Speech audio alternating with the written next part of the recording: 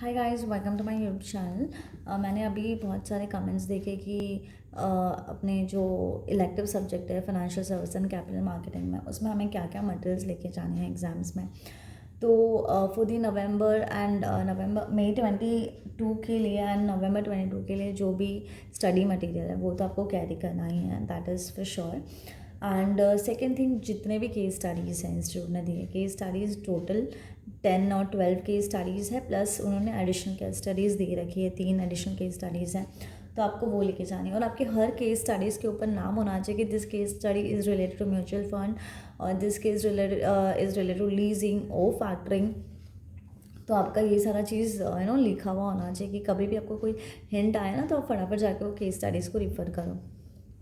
Second thing, the financial service and capital marketing subjects divided into two parts, part 1 and part 2. Part 1 is actually carrying more than 75 marks, and part 2 is however, institute has not divided the marks part 1 or part 2, but mostly it comes like that because out of 5 case studies you have to attempt 4. So let's say 2 case studies also come from part B, then also you have a 75 marks from part 1. So part 1 is actually very important and very easy.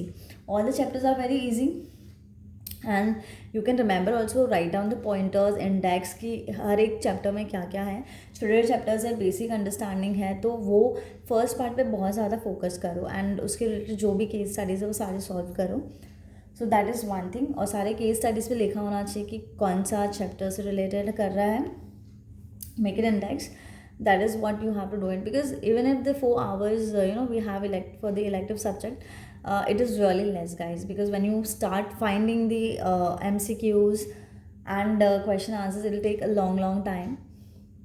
So yes, बहुत सारी books तो लेके जाने हैं आपको। Case study सारे अलग बना देना, बुक्स अलग रख देना, पार्ट 1 पार्ट 2 के 2 पार्ट रखना, ऐसे नहीं कि सब एक साथ में रख दो properly. And second thing, the 3 chapters like leasing, mutual fund and the factoring are very important chapters, because these are the chapters जहाँ पे इंस्टीट्यूट आपको कुछ प्रैक्टिकल क्वेश्चंस पूछेगी। सो दिस चैप्टर्स आपको अच्छे से करना। ये चैप्टर आप अगर आपके SFM सब्जेक्ट से भी कर सकते हो उसके रिलेटेड। तो ये 3 चैप्टर के रिलेटेड SFM में भी जितने भी क्वेश्चंस हैं, you can take that also. मैंने तो यही किया था and I have taken SFM का थ्योरी एंड सारा चीज़ लेके गई थी। म्यूचुअल फंड के रिलेटेड जितने भी क्वेश्चंस थे SFM में, तो that really help me and या that's it. If anything else you want to ask, so kindly please do comment. Bye.